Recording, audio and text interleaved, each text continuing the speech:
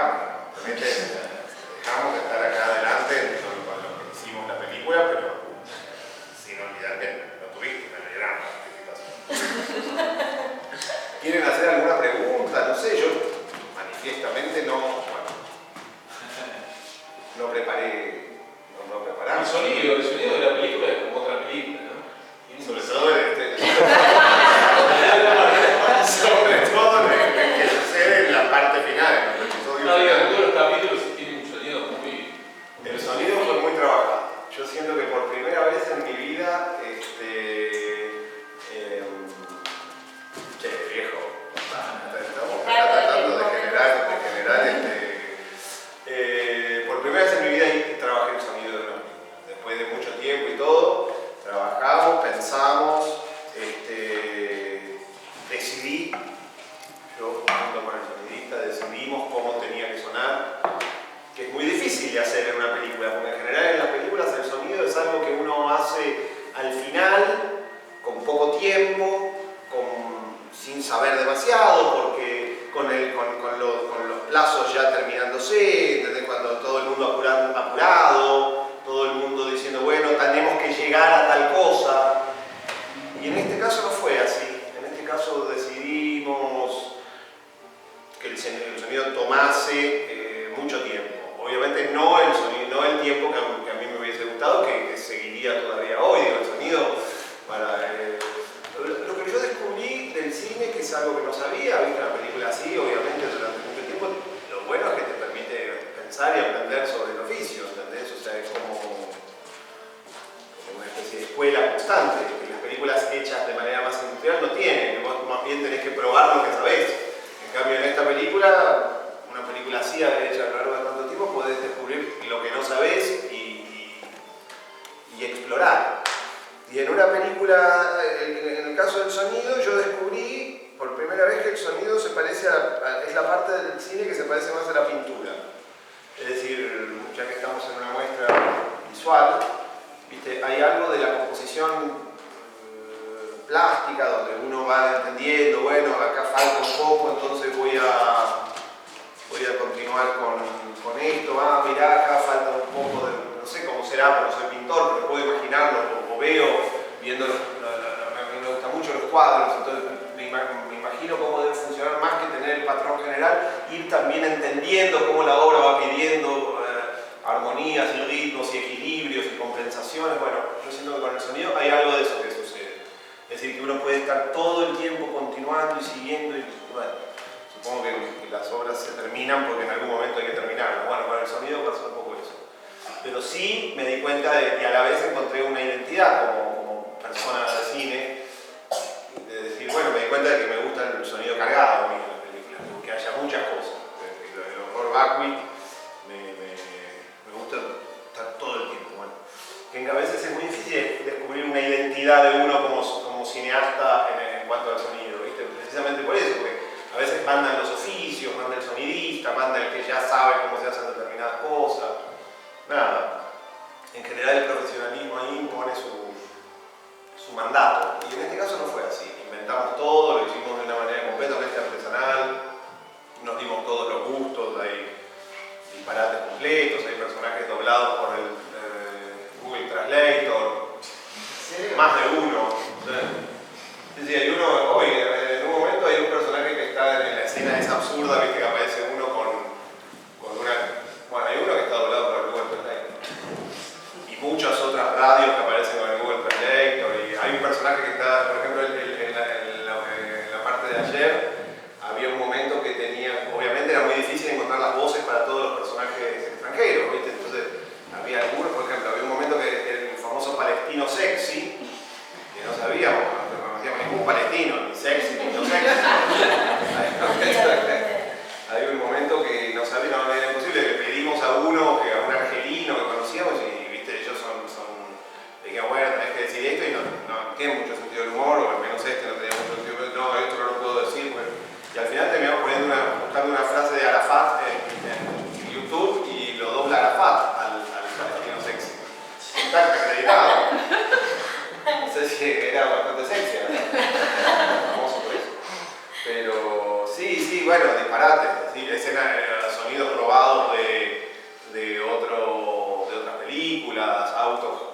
Hitchcock.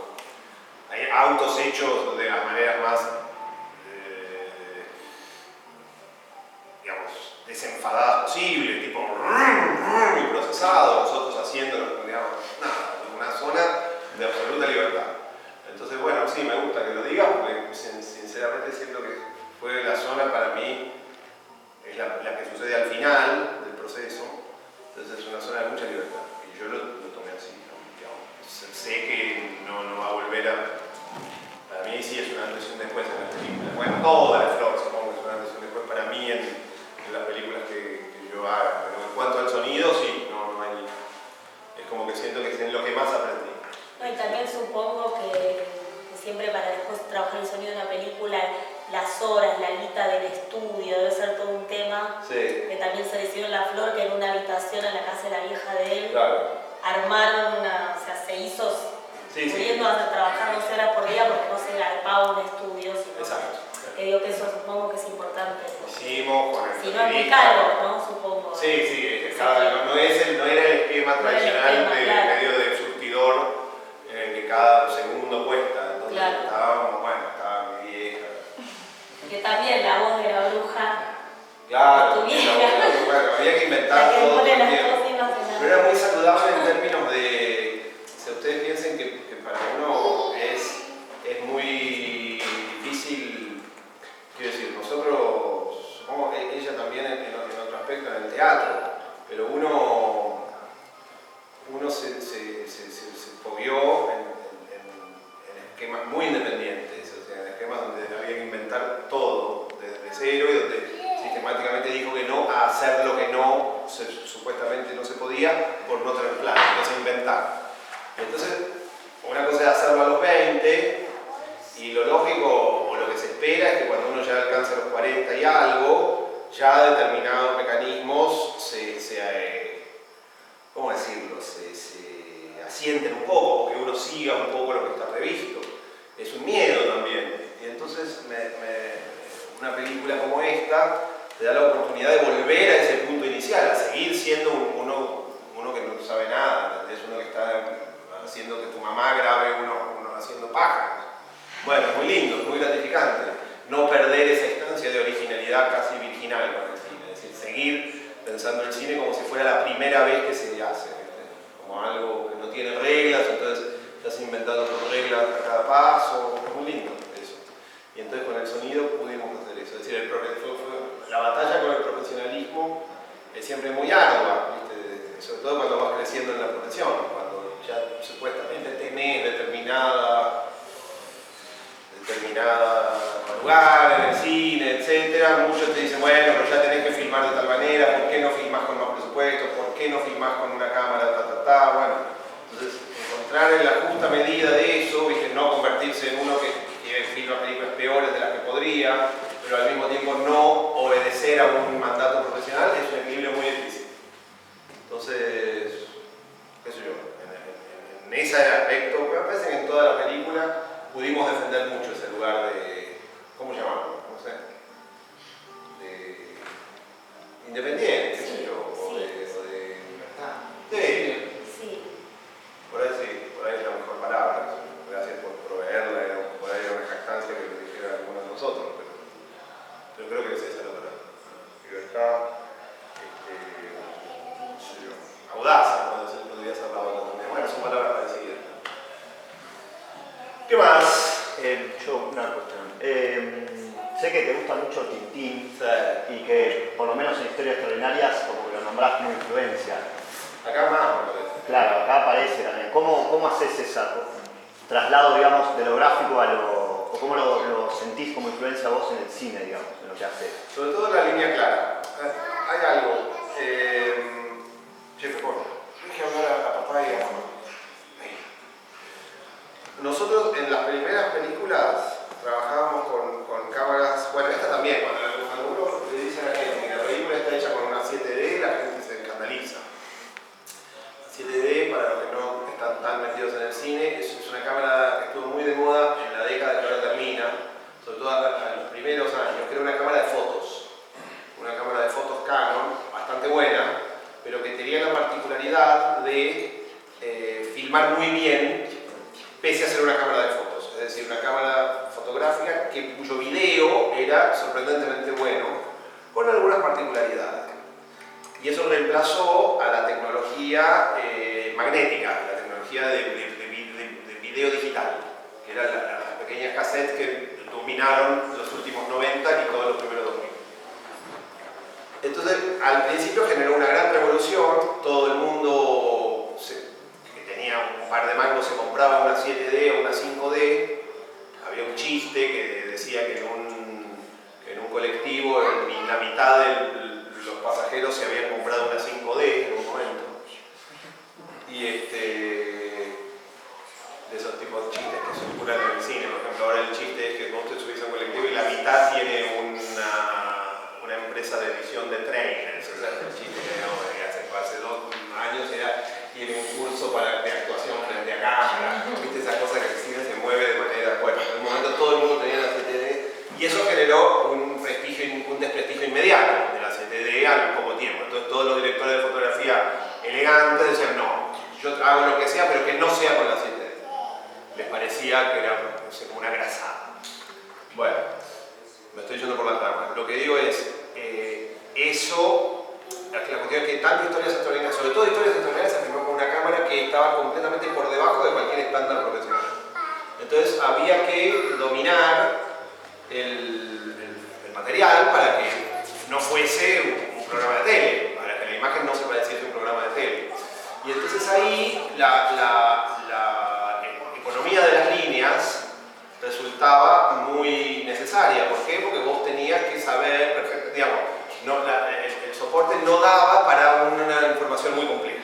Entonces ahí, bueno, la provincia de Buenos Aires por supuesto ayuda, ¿verdad? La provincia de Buenos Aires es muy económica, tiene un horizonte, a lo sumo tiene un montecito a lo lejos, tiene los autos, en general autos viejos que generan formas de color muy nítidas. Bueno, estoy pensando, por ejemplo, si se acuerdan de la escena inicial de Historias Extraordinarias, que es una escena pensada para que tenga muy pocos elementos informativos en el cuadro. Entonces están los rollos, que tal vez sean como mucho, el horizonte, los detectores de alta tensión, un tractor, una camioneta y de pequeños personajes. Bueno, es línea clara, es decir, los elementos son lo suficientemente nítidos para que la cámara, aún una cámara de no muy buena definición, pueda llevarse bien con ellos.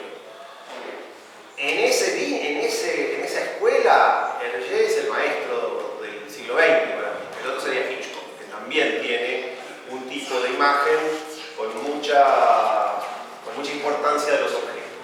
Entonces, la manera en que él distribuye los colores, cómo cada color narra dentro del cuadro, cómo cada color tiene una importancia fuerte dentro del cuadro, y a la vez cómo las caras son, por ejemplo, por ejemplo, una idea muy nítida tomada de Hergé es que todos los personajes tengan siempre el mismo vestuario y que los personajes sean un vestuario, así podríamos decir. Es decir, más que ser personajes psicológicos, se caracterizan por un color y una forma. Quiero decir, el personaje que hacía yo en Historias Extraordinarias tenía una camisa bordó, por momentos tenía, si hacía frío, tenía una campera verde.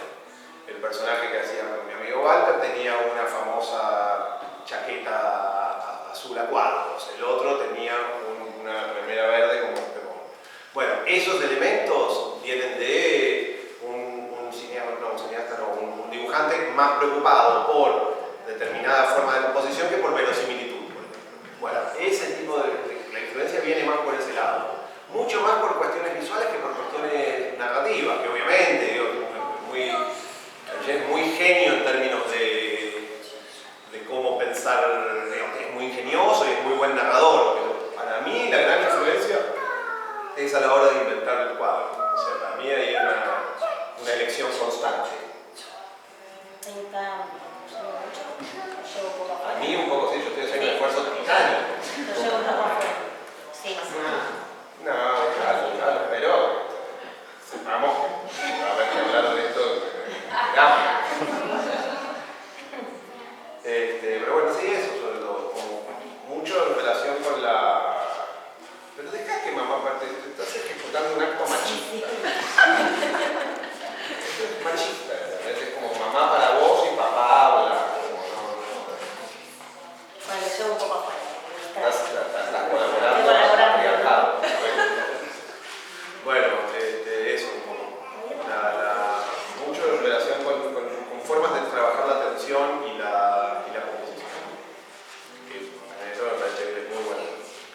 ayer hablábamos con ellos después de ver la segunda parte de que sentíamos de que, o yo sentía de que había mayor verosimilitud en las cuestiones dramáticas, por ahí, que en las escenas de acción principalmente. Ajá. Que sentía que no había una preocupación por una gran verosimilitud en las escenas de acción. ¿Puede ser eso o no? Depende de lo que se llama Pasa en verosimilitud. De lo que pasa en cámara, claro. ¿Qué sé yo? Depende de la idea de verosimilitud. O sea, Claro. sí hay una idea de que las escenas de acción, digamos, siempre, en principio había una idea de que las escenas de acción tuviesen se despegasen de cómo se filman hoy las escenas de acción. No súper violenta en eso, sino parece más. Para mí igual sí violencia, ¿eh? Yo siento que no se veían ni los disparos, así, el fuego, ni. no se ve, en principio lo que no se ve es la sangre. Eso es una elección fassbinderiana, que no se ven los tiros, pero no se ve la sangre. Pero sí había una idea, digamos, a mí me interesa mucho la manera de representar la violencia en las películas. Le presto mucha atención a eso. Siento que en ese sentido los americanos perdieron un saber que tenían.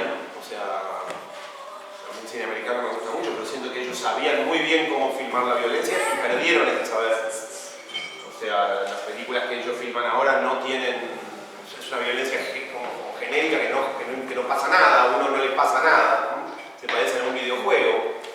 Y en cambio antes sí, antes vos veías una escena de piñas y las piñas dolían. Hay una de la cubana que salía. Bueno. Y también se nota como que, no sé si fue hecho otra cosa, pero parece como que no parece muy violento, así que no se ve la sangre, si vos también parece como que se nota como que no parece tan Es raro. Sí, es raro. Es raro. Para mí yo siento que es una escena, a mí me duele, por ejemplo, las piñas. Cuando ella pega, a mí me duele. Yo la siento pero a la vez era la idea de una escena que fuese muy simple. Es decir, donde se pegan piñas y nada más. Donde la idea era que cada trompada estuviese puesta, digamos. Que no fuese una especie de cosa genérica. También me pasó como parecía a mí, como que había algo así como una atracción ahí entre ella, la cubana y esa, había como que quería hacer un tipo de atracción. Bueno. Como ella decía, después que explicaban la historia esa, de que nunca había estado vivido, se vivían también algo, se sentía. Bueno, eso. Entonces, a mí eso era. Estás haciendo antropología de algo que me pareció a mí, sí. como yo lo percibí. Yo supongo que sí. Sí, después mi idea eso lo digo. No, pero digo, pegarse y besarse se parecen, son actos similares. Desde siempre que vemos box, estamos viendo, hay un momento que se pegan y después hay otro momento rarísimo que a mí el box me gusta, que se abrazan. Eso es un momento extrañísimo del box. Ahí no sé qué trata y en un momento se abrazan, bueno, como una ceremonia rara. Pero puede ser, digo, no te voy a decir ni que sí ni que no, pero sí había una idea de que las formas de violencia fuesen como de alguna manera reprodujesen procedimientos viejos. Que cada disparo se sintiese, que cada golpe se sintiese. Hay momentos que sí, que son un poco absurdos, por ejemplo las escenas de los cuchillos. La idea es que, hace poco un amigo me decía que es tan absurda la idea de que a uno le tiran un cuchillo y se muere, ¿viste? Que es como una especie de idea rarísima, cae muerto, como medio raro el organismo, ¿no? Una idea del organismo raro, te pega un cuchillazo acá y te agoniza automáticamente. Bueno, un poco como en las películas de piñas que a uno le gustaban de chico, que es que alguien entraba a una cosa, o James Bond, por ejemplo, y entonces le pega una trompada a uno y se desmaya y ya puede hacer lo que quiere porque está desmayado. Digo, ¿cómo tiene tanta fe en que esa piña va a durar, el efecto narcótico de esa piña va a durar el tiempo que él necesita? Bueno, como cierta idea de la violencia muy atractiva, que hoy fue reemplazada por algo tal vez menos atractivo. Pero para mí había un juego con eso. Sí, que tal vez no tiene que ver con la violencia por ahí más con el estilo, ¿no? Claro. Uno de los caminos no necesariamente el estilo pensado como algo personal, sino como, volver a ciertos juegos de estilo pasados de moda, tal vez. Vos, por ejemplo, que tuviste que disparar.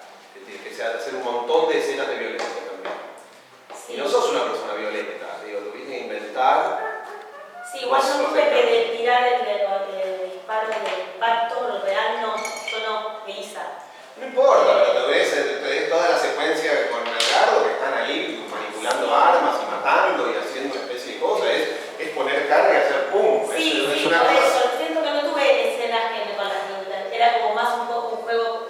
Bueno, pero era un juego donde estaban, pero quiero decir, al mismo tiempo eras una asesina que era como algo sexy. Eso es lo que. Sí, bueno, sí.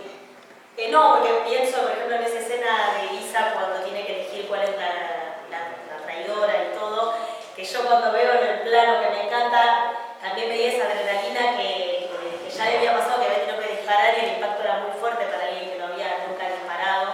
Esa Y la cara que pone cuando pasa. Esa fue la primera escena que filmamos con. Sí, parece que tiene otro impacto de verdad en la que es lo que me hace. Es verdad. Eso, digo, que no tuve escenas de ese tipo. No, pero es verdad. Esa fue la primera escena que filmamos de toda la secuencia de las espías. Y ahí sí habíamos decidido que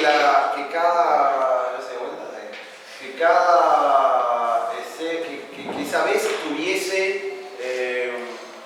bala, que la pistola fuese Sí. un arma real con fogueo. El resto no, ya usábamos pistolas de juguete y hacíamos pum pum, digamos, no.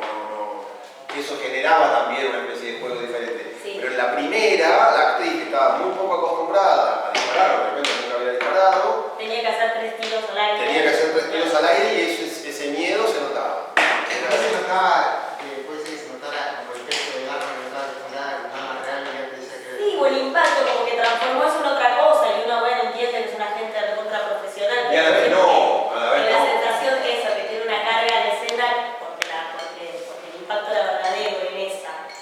Siento que todo A la lo vez que es es una agente y al mismo tiempo para la película es nuevo eso, la película está Claro. fundando que es un agente, digo, recién ves su historia 5 horas después, entonces al principio vos ya ves que es una actriz y que está por primera vez ahí, digo, es atractivo como ver, bueno, es una película de espías, pero a la vez ya sabés que son las mismas actrices que están haciendo, ya tenés cierta historia, entonces también hay una especie de porosidad en relación con el hecho de que, bueno, no son, está ahí con la cosa, el cine tiene eso también, ¿no? Como, bueno, hay un cliché que dice que el cine siempre es un documental sobre su propia filmación.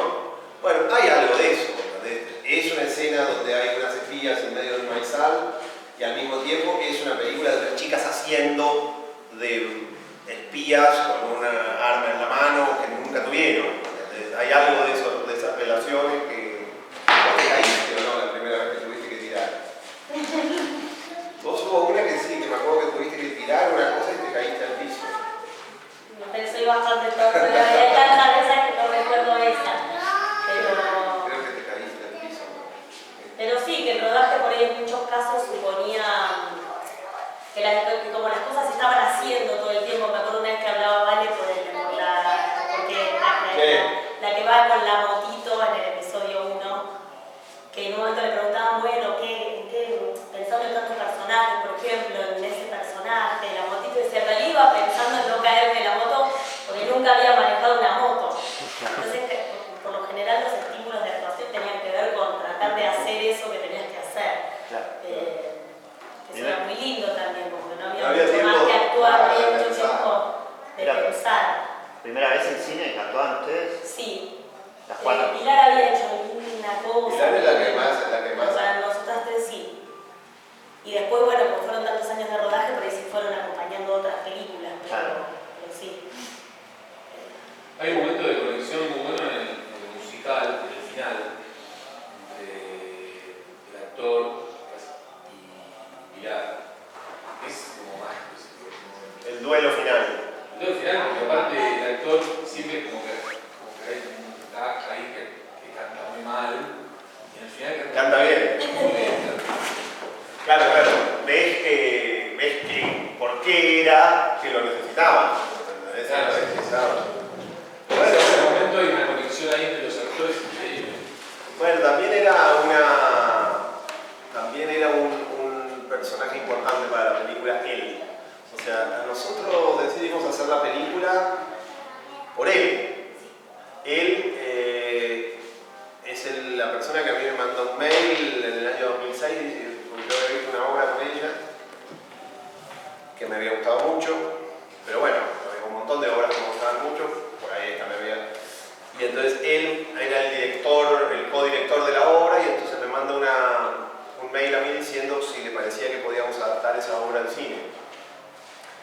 Y entonces yo inmediatamente le digo que sí, sin saber si se podía adaptar esa obra al cine, pero sí porque me parecía que estaba muy bueno, no sé, como firmé que sí, ¿entendés? Como diciendo, no lo dudé, dije, bueno, vamos, no perdamos esta oportunidad, como, sobre todo como cierto olfato, ¿entendés? Decir, no perdamos nada, como casi te diría como de productor de Hollywood, ¿viste? Que veía unos talentos y los quiere firmar antes de que varios actores ahora que las chicas les va bárbaro en el teatro me dijeron, vos comprás, así con un machismo tremendo, vos compraste barato, ¿entendés? Claro. Sí, pero es así, como es cierto, en ese momento, y bueno, y él fue el que tuvo la idea de ella, me parece también, ellas compraron barato y siguen, las acciones de su director siguen la misma cosa, pero Héctor fue el que tuvo la idea. Y después esa película se desechó un poco para pasar a ser La Flor. Claro. Pero siempre el lugar de él era como una especie de consorte, no sé, como una especie de... Sí, entonces él era muy importante y era muy consciente de la película. Después no sé si mantuvo tanto ese rol. No, siempre, pero en ese momento sí. Pero en ese momento sí, y es lo que hace es algo muy... Digo, sabe perfectamente de lo que está hablando. Y ahí cuando cantaban en la escena de canto esa, sí. eran, en ese momento eran reales o era agregado después el sonido, no era en vivo, era una pregunta. No pasa así la realidad. En el momento no. Ellos caen en el momento. No. Es decir, por más que después ellos en el momento. Sí, se cae la canción, la acabó la emoción, se acabó de ese momento, no puede cambiar. Claro, eso. Eso no puede decir nada. Hay una pregunta sobre... Yo vi nada más que 6 horas, las 3 para ayer y las 3. Pero no, quiero decir, no vi todo al principio. No tengamos en poco eso, digamos. Está bastante bien. Bueno, estaba trabajando y llegué ayer a la... No, por eso digo, no es poco, 6 horas. Pero digo porque, para lo que voy a decir por ahí es un reporte. A mí, yo hago hincapié siempre en que no hay artistas contemporáneos que enfoquen lo rural de una manera contemporánea. Y acá encontré un montón de cosas que me gustaron muchísimo. Me gustó que pasen un montón de cosas que no tienen que ver con lo rural, pero que sí pasen con un fondo rural. Pero encontré cosas concretas que sí que tienen que ver con lo rural. Y que me gustaron, por ejemplo, me gustó mucho el armado del tema, o sea, dejando de lado lo rural, todo como muy detallista y muy minucioso, todo lo que tenía que ver con la Guerra Fría y todo lo que se espía y todos los teléfonos y los aparatos que uno conoció. Y después cuando están en el hangar ahí primero creo que es la estación de servicio de las armas, está el cartel de Habana, pero además dice el cruce, ¿no? Hay un cartel del cruce, que el cruce es el cruce simple de la frontera, que después al final está, y en el medio ahí hay una referencia al Sargento Cruz. Claro. Y además de eso está el sol de noche, están los rosales, las mieles, la música de la radio de la época. y la música de la radio, que cuando era la del sonido, la milonga esa distorsionada que parece como pintada. Yo cuando escuché esa milonga y hay una cifra también que no se entiende la letra. En serio, debería entenderse. Debería entenderse, la cifra debería entenderse. Bueno, la cifra yo la agarré, no sé, tal vez era el equipo de sonido, pero no se entendía. La paso. No, que los pájaros, hablo de los pájaros. creí más o menos agarrarla, pero me pareció que estaba para que no se entendiera. Pero bueno, de todas las maneras, también hay cosas concretas. Y el final, con el tema del cruce de la frontera y si quedarse o volverse de las cautivas, porque en la parte de los gauchos que dejan la moto, claro, esa es como más de parodia, pero el final tiene mucha, o cosa de quedarse en la civilización, entre comillas, o volverse, y además de un texto concreto. Y ahí dice otra cosa que es muy que la población, es el mismo campo, pero el de las poblaciones es el de la civilización y el otro es el desierto. Sí, no lo dice, pero un poco habla de la tierra donde crece el ombú de Fierro, ¿no? Sin nombrarlo, se refiere un poco a eso. Cuando Fierro y Cruz vuelven del desierto, cuando Fierro vuelve del desierto por la cautiva, sí, al fin pisamos la tierra donde crece el ombú, no lo dice. Hay otra referencia de Martín Fierro, que no sé si usted vio, que no sé si vio todo, pero que en un momento dice, cuando ellas dos están por ir, ellas miran el hangar de lejos, entonces en un momento una le dice a la otra, le dijo que mirara las últimas poblaciones y a la gente que está de hablar de sí, es la voluntad de hacer, como, o sea, había una idea en ese sentido de hacer una especie de topografía del paisaje de la llanura vista desde una óptica de quien no sabe nada de eso. Es decir, 4 personas propias del mundo de la Guerra Fría que miran ese paisaje sin saber nada de él. Y en ese sentido está prácticamente una especie, parece que fuese el vocabulario criollo de Saudé, digamos, está cada elemento, yo creía que estuviera presente, digamos. Por eso es verdad que está la cifra, hay una milonga, en un momento hay una especie de voz en off que habla hay un momento en que las chicas hablan de un ombú y dice un árbol, ¿cómo que dice? Dice grande y bizarro, un árbol grande y extraño, y dice, sí, es verdad que parece un monstruo, aunque no se nombre al ombú, se equivocan y le dicen bambú. Después hay un momento que habla de que vieron pequeñas casitas de tierra en las que sí,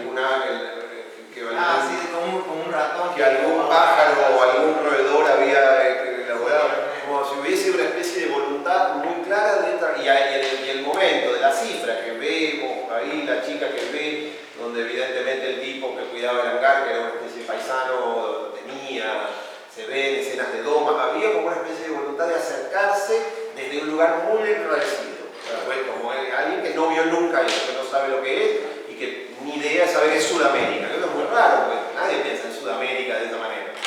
Entonces sí, la idea era muy nítida para mí, claramente trabajar desde una perspectiva extrañada el universo imaginario de la surero, digamos, incluso muy concretamente, el universo de salado para abajo.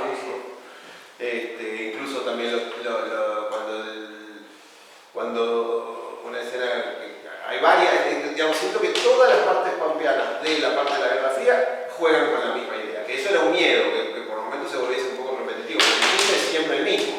Hay un momento que aparece el personaje que se agarra a piña, que la escena cambia abruptamente de género, están las chicas esperando del otro lado del vidrio, y es una escena de un policial francés de los 80, y del otro lado uno ve lo que, y entonces ellos piensan que están hablando, que dicen y piensan que pueden ser dos que están hablando en código, y después los otros están hablando, no sé, de que van a ir a cazar con liebre o picachas, no sé qué, están en una conversación aburridísima de esas de tipos de campo, ¿viste? Que nos dicen cualquier cosa, no, y tenemos que ir y cualquier día de esto, bueno, y entonces hay como una especie de pasaje.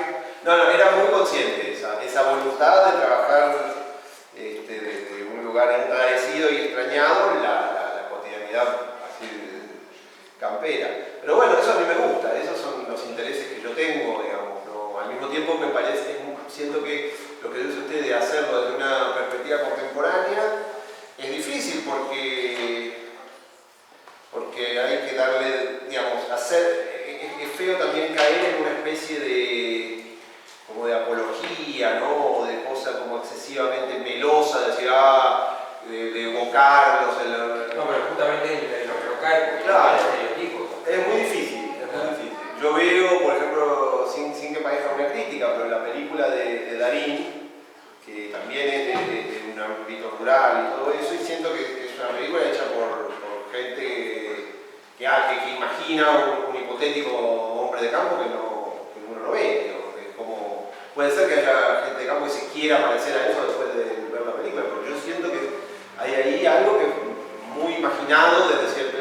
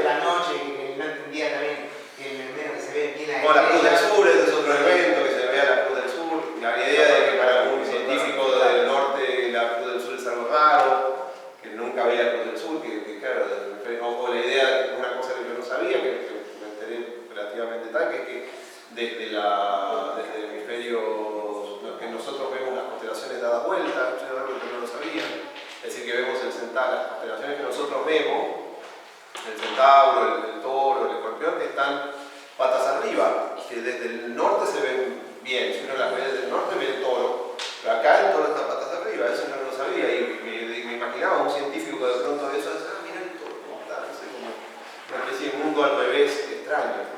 Claro, estamos muy al sur nosotros, no nos damos cuenta, porque estamos bastante al sur. Bueno, sí, eso me parece algo que me parece, sí, a mí siempre me interesa y me interesa. Lo que es usted el final de la última parte, es tan silenciosa como la vida. Sí, la verdad que el tema de los aviones, el silencio dije, esto es minimalismo extremo. Igual tiene una música, tampoco para tanto, pero bueno. Entonces, pero era lindo. Yo, si quieren, vean solo ese momento de los aviones un corto. No, pero el momento final, con las placas, que en el fondo creo que circulan dos versiones, hay una que es con unas placas y otras con otras que son las que yo veo. Pero que al final se dice eso de que ve las primeras poblaciones. Y yo sentía que la película terminaba casi al borde del siglo XIX. Es decir, que si uno piensa en la película, empieza en una especie de presente, después me parece que la parte de los cantantes es muy ochentosa, se percibe la década del 80, Pimpinela, en fin, Mar del Plata. Después también la parte de la Guerra Fría, bueno, ocupa gran parte del siglo XX, bueno, la parte 4 es medio un delirio. Pero después llega casi hasta el borde del siglo XX. Me parece que uno podría pensar que las perspectivas vuelven, sí, a 1890, una cosa así, cuando ya, incluso al principio se habla de una máquina. A mí me pareció la parte de la cautiva que incluso ese filtro, lo que tenga de la imagen, que le daba una cosa impresionista de... Parecía como una pintura, como pincelada, la pintura del Malaco, sí. esas cosas de A mí me da la sensación de un cuadro como pintura. No era un ¿sí? filtro. Pero eso fue pensado así. Un poco sí, el sistema es el sistema más viejo ¿Y eso era film? Porque se veía un puntito, ¿eso era a propósito o era film digital? No, eso es el sistema más viejo de proyección del mundo, que es la famosa cámara oscura. O sea, digamos, para los no saben cómo es, o sea, si nosotros ahora acá, cómo se desarmaba. claro, si nosotros acá oscureciéramos por completo, digamos, y si fuera de día, que oscureciéramos por completo esta habitación y dejáramos entrar apenas un puntito de luz del jardín, ese puntito reflejaría en la pared el jardín invertido, sin el concurso de ningún elemento óptico. Eso es con eso pintaba Da Vinci. Entonces, la fotografía con cámara oscura lo que hace es trabajar eso. En general en cine, como la sensibilidad es muy alta, no se puede hacer. Nosotros lo hicimos con una cámara de alta sensibilidad, entonces íbamos en el medio de la sierra con una carpa, con una cámara de alta sensibilidad y la imagen se reflejaba en un cuero de vacas. Y entonces, después la dimos vuelta, por eso cuando se termina la película, está dada vuelta. ¿Por qué? Porque cuando levantamos la carpa está todo dado vuelta. Entonces, es un sistema muy, muy viejo, digamos, un sistema casi viejo como la luz, en ese sentido. O sea, no es, más allá de que está filmado con una cámara especial, nada de la decisión de la imagen es tomada por nosotros. Es decir, prácticamente no hay encuadre, no hay exposición, no hay foco, no hay lente. Entonces, de alguna manera, es muy antiguo, casi como si la luz misma dirigiera. En un aspecto y en otro aspecto no, por supuesto, estamos nosotros tomando la atención, pero es muy raro, por ejemplo, para dirigir. Si alguien dirigió alguna vez, por ejemplo, vos que estás con la cámara, imagínate lo que sería, vos estás filmando como se filma, pero imagínate si con eso, nosotros, como la imagen venía así, ellas estaban ahí y nosotros estábamos filmando así, porque estábamos de espaldas a la escena. Es muy raro, entonces uno no sabe cómo decir andar para allá, porque no sabe qué es para allá. E invertido. Y aparte Y da la vuelta. ¿Entendés? Era allá y allá. Sí. claro, de una pérdida de control total. Y en medio de la sierra del verano. Y con la chica embarazada, que no tenía nada. Entonces, era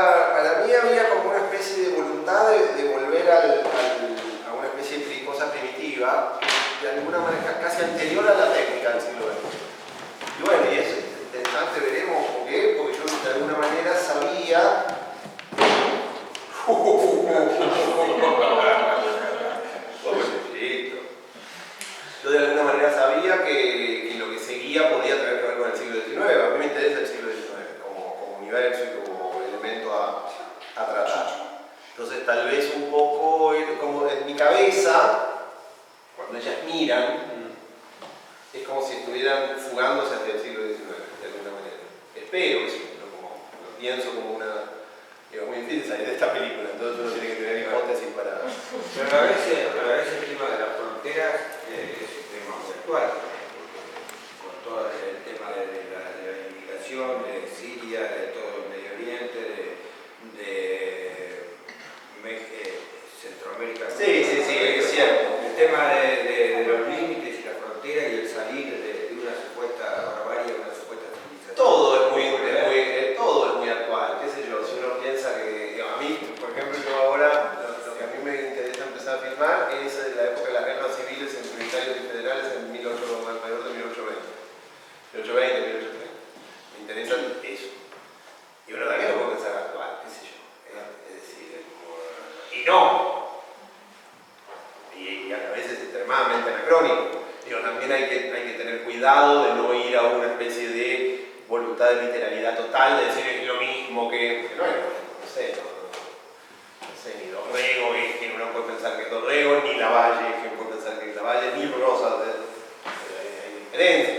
Entonces tampoco caer en una especie de alegoría del presente que no corresponde. Y sobre todo uno se pierde en ese sentido del misterio, de qué se puede filmar del pasado, ¿verdad? ¿Qué todavía está vivo? En ese sentido a mí me resulta muy atractivo cómo hacer, porque uno puede filmar, usted me decía que está filmada lo rural desde el punto de vista contemporáneo. Es muy linda el elogio, a la vez supuestamente está ambientado en los años 80. Y uno podría decir, bueno, nadie quiere una ambientación, que uno diga, ay, pero qué es la ambientación. Puede haber anacronismo, pero lo que uno puede decir, yo conocí la provincia de Buenos Aires en los años 80 y no hay tanto cambio. Quiero decir, hay algo, al menos los lugares que nosotros filmamos no están tan cambiados, están los mismos surtidores, por momentos, etc. No, hay una imagen de la estación, lo único que por ahí te saca son los camiones o algún auto que te fuera a pasar, que se sale del mensaje si vos querés que estás recibiendo en ese momento.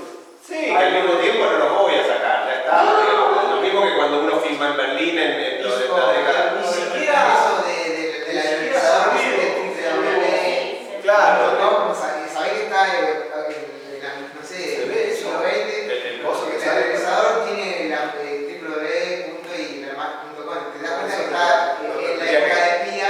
No tendría que estar igual A eso eso. no.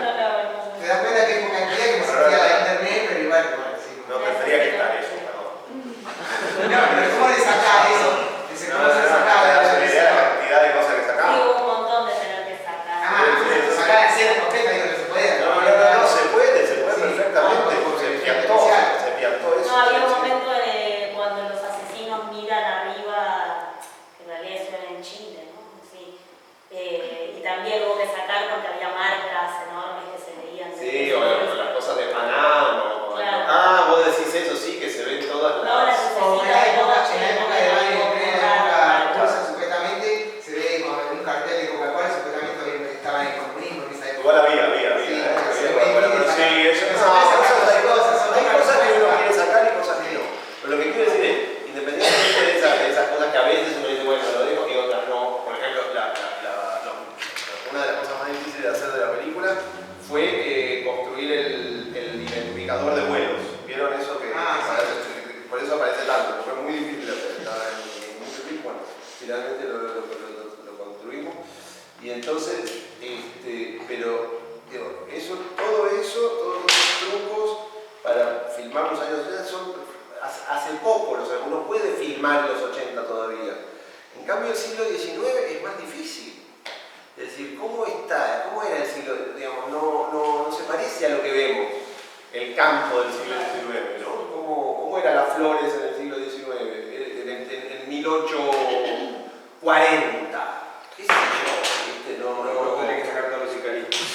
Tenés que sacar todos los eucaliptos, tenés que sacar todos los alambrados, tenés que sacar todos los montes, las palmeras estas que están acá en la entrada. ¿Esas estaban o no estaban? ¿Qué sé yo? No sé, es algo que... es un viejo, Esa capaz que sí, por eso yo pienso eso. Pero de pronto la pastura debe ser toda diferente. Eso ni hablar.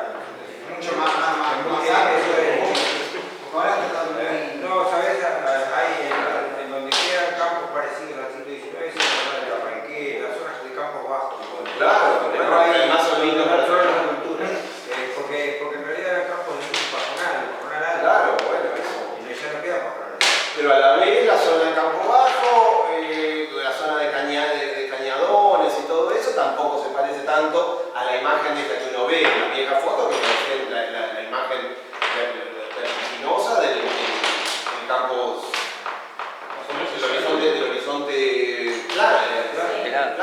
Eso ya no hay. Y al mismo tiempo, bueno, ¿qué hace uno? ¿Cómo firma eso? Es muy difícil generar eso. Hay algunos que están volviendo, la avestruz está volviendo y eso, bueno, no está mal. Hay que agradecer la vuelta de la avestruz, pero qué sé yo, es un misterio al mismo tiempo, para pensar, ¿no? Y al mismo tiempo es algo que es muy raro, como el vestuario, por ejemplo. Es un vestuario que naturalmente es visto como un disfraz. O sea, uno puede poner a unos tipos vestidos así de campo y todo el mundo lo acepta, pero un tipo vestido del siglo XIX, el público lo ve como un disfraz. O sea, nosotros filmamos hace poco trabajos sobre las competencias de Malambo y todo eso, y es muy gracioso, pero uno lo ve casi como circense, el vestuario más del gaucho más viejo, ¿no? Como el chiripá, el clivo, los pollos, las galeras, es muy raro y a la vez es muy lindo eso. Bueno, es atractivo como idea, pero la idea de la perspectiva contemporánea se pierde un poco cuando uno piensa en el siglo XIX. Pero bueno, son problemas para ya cuando me inviten a mostrar las películas del siglo XIX. ¿De dónde viene esta especie de fascinación por la provincia de Buenos Aires, el cruce con lo fantástico? Porque lo venís trabajando con las películas anteriores. ¿Lo empezaste a construir antes de Historias Extraordinarias y con Balnearios o ya venía? Bueno, yo me crié yo soy porteño, pero mi viejo tenía una pequeña casita de campo en Mercedes. Bastante campera, digamos. Es decir, que tenía más el clima de una casa de campo que de una casa quinta de fin de semana. Me interesaban mucho los mismos temas. Entonces un poco conozco eso, digamos, tengo esa experiencia infantil muy fuerte en Mercedes, que tampoco es la última frontera, ¿no? Es un pueblo muy gringo de milicos y guardias. Pero, bueno, justamente, por eso hay tantos guardiacárceles en Historias Extraordinarias. Y ese campo, esa pequeña casita, se pierde en un momento, cuando yo tenía 16 años, una cosa así, y bueno, y de ahí viene la película, de esa pérdida, del hecho de haber pasado toda la infancia en un lugar, habituado a ese lugar, y de pronto, por una serie de decisiones, empezar a vivir de alguna manera en un exilio, ¿no? Una especie de sensación de exilio, cuando uno siente que determinada parte de la vida de uno sucede en la parte más importante, digamos, la adolescencia también, sucede en una parte de, que está desarticulando todos los... Después yo se lo voy sacando como... Ya pasó eso igual. Sí, bueno. Es algo del pasado. Es algo del pasado. Lo mira y lo vuelve a doblar. No. Bueno, entonces un poco eso, un poco la cierta voluntad de volver a la infancia, si se quiere, de recuperar cosas. Y lo fantástico, bueno, también tiene que ver con preguntas más actuales, pero digo, supongo que una respuesta más o menos armada que tengo, bastante válida, es que si uno, digamos, quien pasa la infancia en una casa de campo, naturalmente elabora esa síntesis, ¿no? Yo era lector de chico, me la pasaba leyendo, me la pasaba fantaseando con paisajes lejanos, y lo que tenía a mano eran tractor, sorbo, gringo, los apellidos gitanos, el ferretero, bueno. Entonces, naturalmente uno hace una síntesis entre esas cosas. Me parece que ese universo que Historias Extraordinarias trabaja, un poco cancela, más allá de que después se repite, es un poco el resultado de esa síntesis, digamos, de la voluntad de construir un universo fantástico en ese territorio tan despojado de clima fantástico como es la provincia de Buenos Aires, digamos. que yo nunca vi como algo sin fantasía. Es decir, yo toda la vida, a mí hoy mismo me pasa, yo hoy sigo teniendo, digo, es muy difícil cuando uno, al menos yo no sé cómo hacen los directores de cine que no tienen unas imágenes o una especie de universo que los llame una y otra vez. Yo me doy cuenta de que vengo acá y todo el tiempo estoy pensando, bueno, ¿qué se podría filmar acá? ¿Qué se podría filmar acá? Eso es interesante a la hora de pensar la escritura cinematográfica, ¿no? ¿Qué se podría filmar acá? No, ¿dónde podría filmar esto que pensé? Es al revés, o sea, uno piensa primero en el lugar y entonces inventa payasadas para poder filmar los lugares, pero uno lo que quiere es filmar los lugares. Digo, cuando hablo de las palmeras de acá de afuera de las flores, por otra parte, te digo, claro, estas palmeras todavía no, bueno, en algún momento algo hay que hacer con eso, no tengo idea qué es, pero ¿cómo nadie filmó las palmeras a la entrada de las flores de curva? Y yo, sobre todo, preferiría que nadie lo filmara, porque de pronto viene otro y se adelanta. Nada, es así, como una especie de intención me parece que la imaginación del cineasta es un poco esa, medio de cazador también, ¿no? De decir, bueno, esto hay que inventar algo para que esto esté filmado. Al menos yo lo pienso así. Con los objetos también está un poco. Sí. Se usó el auto, que es el. Sí, absolutamente. Absolutamente, sí. Sí, bueno, eso es otra cosa que es interesante, que es como uno va desarrollando sus propias estrellas, su propio sistema de estrellas. Claro. O sea, el auto ese es un auto que actúa bien. Claro. Está ahí todavía, ahora le perdonamos un poco la vida. Están esas historias Ah, historiales. sí, próxima película, el también tiene otro reservado. Sí, muy bueno. Y que está arriba del árbol, Claro. Y después el que está más cerca del arpa que la guitarra es otro personaje importante que es el Cacho, que es el perro, que en el episodio 4 actúa muy bien, pero ese ya después dura menos que un auto. Pero bueno, habrá que conseguir otro perro, pero este era muy bueno, hace luces. Pero bueno, uno tiene que inventar esas cosas, ¿no? Por algo, bueno, vos me decís también, los dibujantes inventan su propio sistema de estrellas. Puebla, saben que tienen determinados personajes que van a funcionar, que van a estar ahí poblando, que van a... que de alguna forma genera determinada forma de ficción que es tan buena. No sé. Bueno, hay algo en ese sentido del cine que genera esas hermandades de una pequeña familia.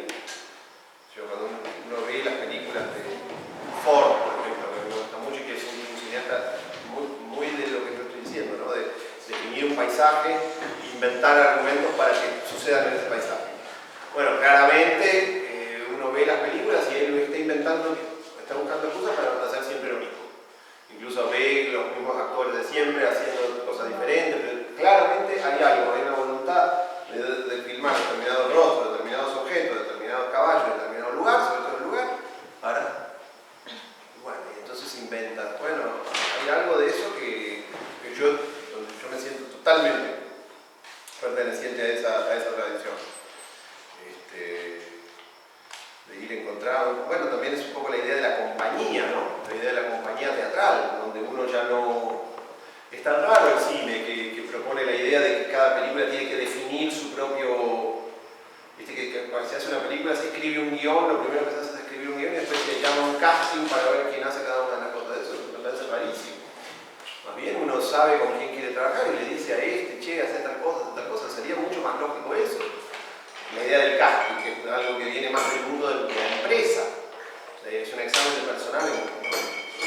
Entonces, sí, diría que es mucho más interesante o mucho más fuerte para mí el apasionamiento por los objetos y los lugares y las personas que por los argumentos. Los argumentos, como está visto, van y vienen.